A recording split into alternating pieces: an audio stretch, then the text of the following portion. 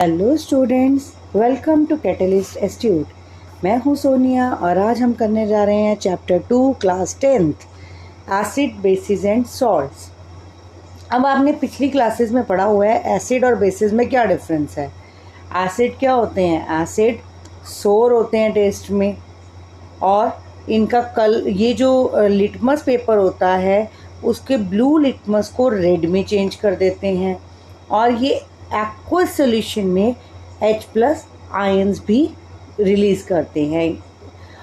जैसे कि example HCl hydrochloric acid, H2SO4 sulphuric acid, CH3COOH।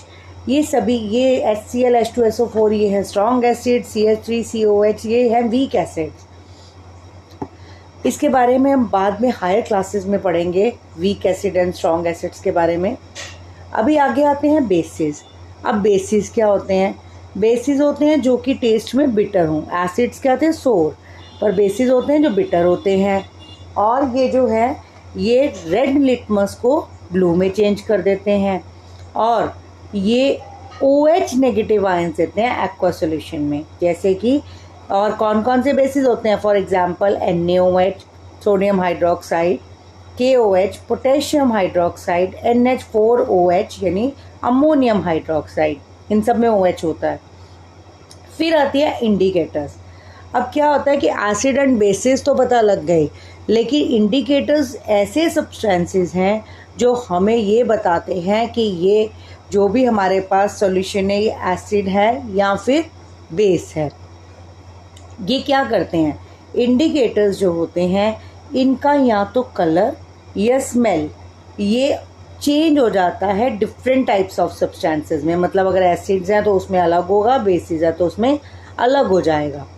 Types of indicators means indicators कितने type के होते हैं? पहला है नेचुरल इंडिकेटर। नेचुरल इंडिकेटर मतलब जो कि हमें नेचर में मिलते हैं, प्लांट्स में मिलते हैं, जैसे लिटमस है, रेड कैबेज लीव्स हैं, टर्मरिक कलर्ड पेटल्स हैं कुछ फ्लावर्स की, लाइक हाइड्रेंजिया और पिटूनिया, जेरेनियम, इन सब के जो हैं ये फ्लावर्स के पेटल्स, इन सब का जब भी एसिड या बेस आता है तो इनका कलर चेंज हो जाता है। लाइक सबसे मोस्ट कॉमन जो हम बार बार कह रहे थे, ब्लू लिटमस को रेड करता है, रेड को ब्लू। लिटमस एक्चुअली में एक पर्पल कलर का डाई होता है। लिटमस जो है वो पर्पल कलर का डाई है, और ये लाइकन से हमें मिलता है। ये लाइकन्स आपने पढ़े होंगे, सिम्बायोटिक रिलेशनशिप, तो एल्गी एंड फंजाई का, तो ये लाइकन से ही मिलता है। तो ये जो एक प्लांट है ये थैलोफाइटा डिवीज़न है उससे बिलोंग करता है। तो इसमें इसे हम इंडिकेटर की तरह यूज़ करते हैं। इसका बेसिक कलर होता है पर्पल, ना तो ये एसिडिक है ना ही ये बेसिक है, लेकिन जब भी ये एसिड या बेस में जाता है तो इसका कलर चेंज हो जाता है। फिर आते हैं हमारे सिंथेटिक इंडिकेटर्स। ये केमिकल सब्सटेंसेस है, मतलब जो हमने खुद बनाए हैं। इसमें जो मोस्ट कॉमन यूज़ होते हैं वो है मिथाइल ऑरेंज, फिनोफ्थेलीन। फिर उसके बाद आते हैं ऑल्फैक्टरी इंडिकेटर्स। अब ऑल्फैक्टरी का क्या मतलब है? ऑल्फैक्टरी मीन्स जो कि हम ऑर्डर चेंज कर लें। जब भी हम किसी चीज़ में इनको डाल रहे हैं इन सब्सटेंसेस को, तो इनका ऑर्डर चेंज हो जाता है, तो उन्हें हम कहते हैं ऑल्फैक्टरी। जैसे वनीला हो गया, अनियन हो गया, क्लोव हो गए, ये सब है ऑल्फैक्टरी। अब अगर आप इस करना चाहें तो एक प्लास्टिक बैग लें, उसके अंदर अनियंस डाल दो, फाइनली चॉप्ड अनियंस डाल दिए, तो ये क्या होगा, ये इनके और उस अनियंस के साथ थोड़ा सा फ्रेश स्ट्राइप्स कपड़ों की भी रख दो, क्लीन क्लॉथ की स्ट्रिप्स रख दो। अब जब बैग को टाइटली बंद करके और उसे फ्रिज में पूरी रात रखो, अगले दिन क्या होगा, जब आप उसे खोलोगे उसमें से वो क्लॉथ की स्ट्रिप्स को बाहर निकाल लो और उन्हें स्मेल करो। स्मेल करने पर आपको उसमें स्मेल आनी शुरू हो जाएगी। फिर उसके बाद क्या होगा, उन्हें अगर क्लीन सरफेस पे रख देंगे तो क्लीन सरफेस पे रख के उसके ऊपर डाइल्यूट HCl डाल दीजिए। एक स्ट्रिप पे HCl डाल दो और दूसरी स्ट्रिप के ऊपर आप डाल दो NaOH। HCl क्या था? एसिड, और NaOH बेस। अब क्या हुआ, जो HCl वाला था, जिस स्ट्रिप पर HCl डालोगे उसमें से तो आएगी अनियन की स्मेल, पर जिस पर आपने डाला NaOH उसकी स्मेल चेंज हो जाएगी। फिर उसके बाद इन्हीं दोनों स्ट्रिप्स को वाटर के साथ अच्छे से रिंस करो और फिर से अगेन उनकी ऑर्डर चेक करो। अब हम थोड़ा सा वेनीला एसेंस ले लेते हैं, डाइल्यूट वेनीला एसेंस, और क्लोव ऑयल ले लेते हैं।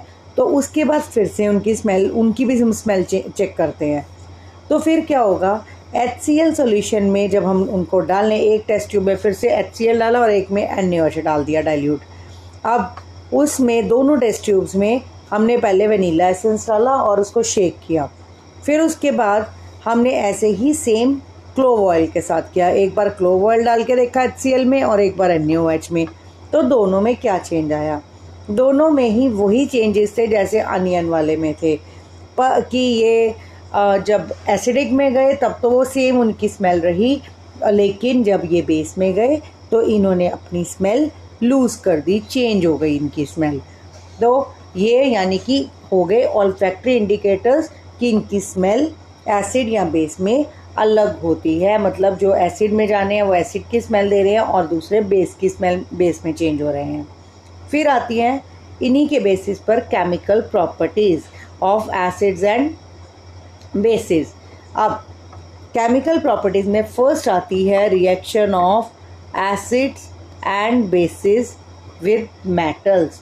अब मेटल्स के साथ एसिड और बेस क्या करते हैं, मेटल्स जो है वो हाइड्रोजन एटम को एसिड में से डिस्प्लेस कर देती है, चाहे वो एसिड हो चाहे बेस हो, दोनों में से वो हाइड्रोजन गैस को डिस्प्लेस कर देती है और एक कंपाउंड बनाती है जिसे हम बोलते हैं सॉल्ट। इसके लिए एक एक्टिविटी भी की गई है, जैसे आपने ये ले ली, आपने एक ऑपरेटस लेना है जिस ढंग से ये दिखाई दे रहा है, इसमें 5 ml डाइल्यूट सल्फ्यूरिक एसिड डाला, 5 ml डाइल्यूट सल्फ्यूरिक एसिड डाल दिया एक टेस्ट ट्यूब में और उसमें जिंक ग्रेन्यूल्स ऐड कर दिए थोड़े से। तो क्या होगा, थोड़ी देर बाद आपको क्या दिखाई देने लगेगा, जिंक ग्रेन्यूल्स के ऊपर थोड़े बबल्स दिखाई देने लगेंगे। वो बबल्स कौन से हैं, हाइड्रोजन गैस के बबल्स आने लगे कलरलेस। फिर हमने जो भी गैस है उसको डिलीवरी ट्यूब के थ्रू एक सोप सोल्यूशन में पास करवाया। तो इस सोप सोल्यूशन में जो बबल्स हैं वो वहाँ से बाहर आए। तो उसके बाद क्या हुआ, जब बर्निंग कैंडल उसके पास लेके जाएंगे तो क्या होगा, उस गैस फिल्ड बबल के पास एक आवाज़ आएगी, पॉप साउंड आएगी। तो वो हाइड्रोजन गैस होगी जो उस पॉप साउंड के साथ उसमें बर्न होगी, बर्स्ट हो जाएगा पॉप साउंड के साथ एक्चुअली वो बबल।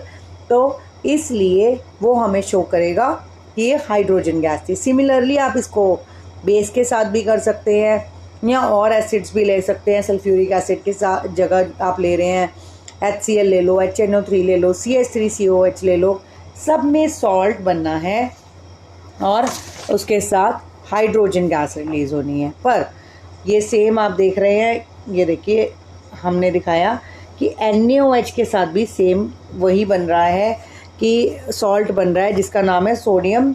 इस सॉल्ट का नाम है सोडियम जिंकेट।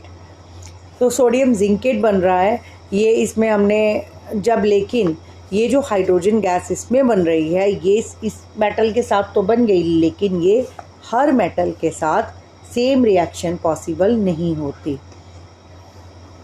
फिर आई metal carbonates and metal hydrogen carbonates का रिएक्शन एसिड्स के साथ क्या होता है। क्या है कि ये बेस के साथ कोई रिएक्शन नहीं करते। एसिड जो होते हैं वो मेटल कार्बोनेट और मेटल हाइड्रोजन कार्बोनेट के साथ एसिड तो रिएक्ट करते हैं पर बेस नहीं करते। तो जब एसिड करते हैं तो हमारे बनता है salt, carbon dioxide and water. इसके लिए भी एक एक्टिविटी की गई। एक्टिविटी क्या थी कि आपने 2 टेस्ट ट्यूब लेनी है A एंड B। अब एक में आपने डाल दिया 0.5, ये हम A वाली ले रहे हैं, इसमें हमने डाल दिया 0.5 gram of sodium carbonate in a test tube.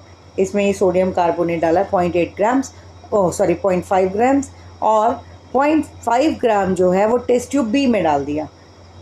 वो 0.5 ग्राम किस में डाल दिया, सोडियम, वो हाइड्रोजन कार्बोनेट था। ये सोडियम कार्बोनेट डाला A में और B में क्या डाला हमने, सोडियम बाइकार्बोनेट और sodium hydrogen carbonate.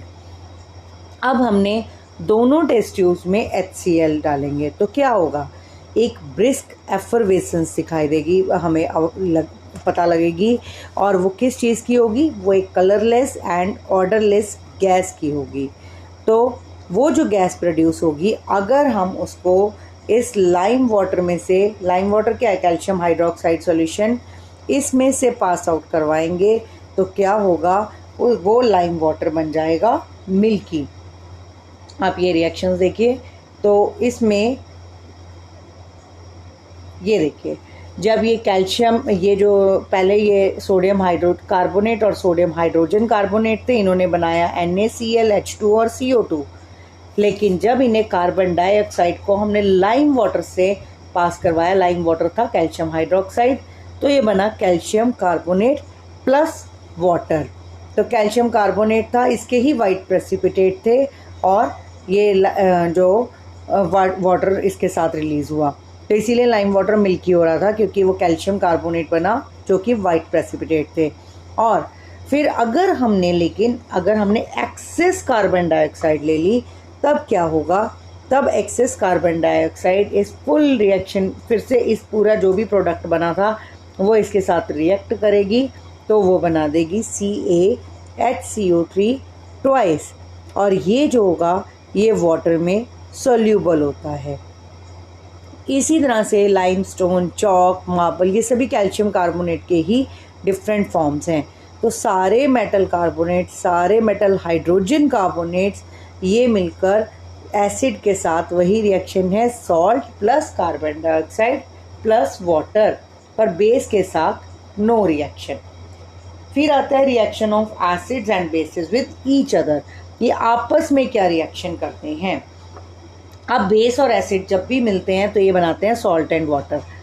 Salt and water बनाना, इसे कहते हैं न्यूट्रलाइजेशन। क्या करते हैं, जब भी आपस में मिलते हैं तो ये सारे एसिड और बेस वाला रिएक्शन, जो उनका इफेक्ट है एसिड का या बेस का, सब ख़त्म कर देते हैं। तो इस रिएक्शन को हम कहते हैं न्यूट्रलाइज रिएक्शन। क्यों? क्योंकि जो सॉल्ट बनता है वो न्यूट्रल हो जाता है, ना एसिड है ना बेस है। तो जो एसिड और बेस के बीच की भी रिएक्शन है जिसमें सॉल्ट और वाटर बनता है, उसे कहते हैं न्यूट्रलाइजेशन रिएक्शन। जैसे NaOH और HCl को अगर आप मिलाओगे तो बनेगा NaCl प्लस H2O। इसके लिए आपने क्या किया, एक NaOH सोल्यूशन ले लिया टेस्ट ट्यूब में, और उसके साथ आपने फिनोफ्थलीन, जो सिंथेटिक इंडिकेटर था, वो डाला। तो क्या हुआ, फिनोफ्थलीन जो होता है उस सोल्यूशन, उसका कलर होता है पिंक। अब जब डाइल्यूट HCl हमने डाल दिया, फिर उसके अंदर पहले तो वो पिंक कलर था, लेकिन जब उसमें डाइल्यूट HCl हम डालेंगे ड्रॉप बाय ड्रॉप, तब क्या होगा, धीरे धीरे वो कलर जो था वो पिंक से कलरलेस होने लगेगा। तो अब ये जो पिंक है वो कलरलेस क्यों होने लग गया, पहले तो फिनोफ्थलीन था, हमने NaOH में डाला तब तो पिंक था, बाद में कलरलेस क्यों हुआ, क्योंकि वो HCl है वो NaOH के साथ रिएक्ट करने लग गया, और जब NaOH पूरा कंज्यूम हो गया तो मीडियम जो था वो एसिडिक होना शुरू हो गया एक्सेस ऑफ HCl के कारण, तो इसलिए वो कलरलेस हो गया। लेकिन अगर हम उसमें फिनोफ्थलीन का कलर फिर से पिंक कलर आ जाता है। क्यों? जब अगर हम उसमें थोड़ा सा NaOH फिर से डाल दें, अगर NaOH डाल दिया दोबारा, और पहले हमने NaOH में HCl डाला फिनोफ्थलीन के बाद, लेकिन तब उसका कलर जो था वो चेंज हो गया, कलरलेस हो गया। लेकिन अगर हमने और NaOH डाल दिया तो फिर से पिंक कलर आ जाएगा। क्यों? क्योंकि NaOH है, अब वो HCl के साथ न्यूट्रलाइज हो चुका था, लेकिन जो एक्सेस NaOH का आ गया तो फिर मीडियम फिर से बेसिक हो गया, जिससे कि दोबारा पिंक कलर आना शुरू हो गया। तो ये बहुत इंपॉर्टेंट है न्यूट्रलाइजेशन रिएक्शन, कि एसिड और बेस मिलकर सॉल्ट एंड वाटर देते हैं और न्यूट्रल देते हैं सॉल्ट। फिर आती हैं reaction of metallic oxides with acids.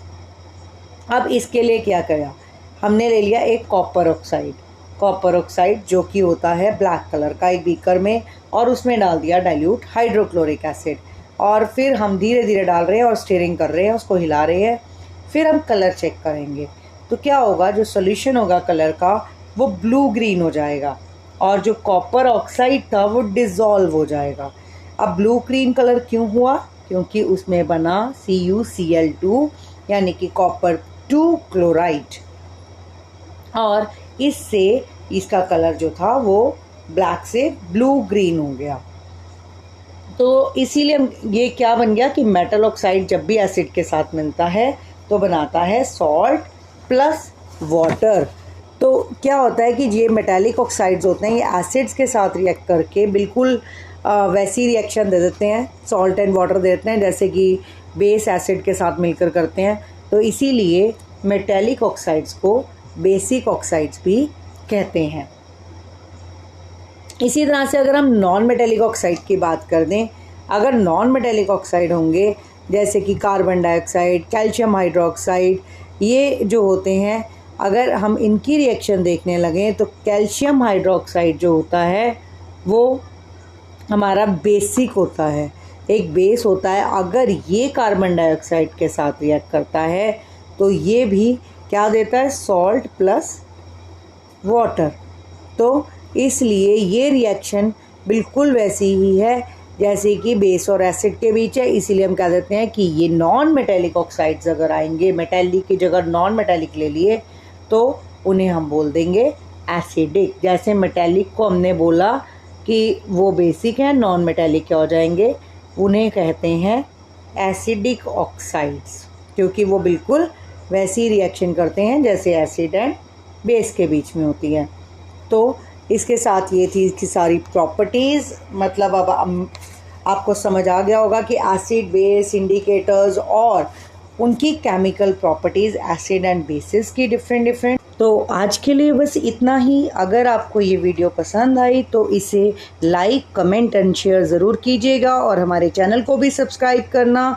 तो और हमारा इंस्टा अकाउंट भी चेक कीजिए जिसका लिंक दिया गया है डिस्क्रिप्शन बॉक्स में। तो चलिए मिलते हैं अगली वीडियो में, तब तक के लिए थैंक यू।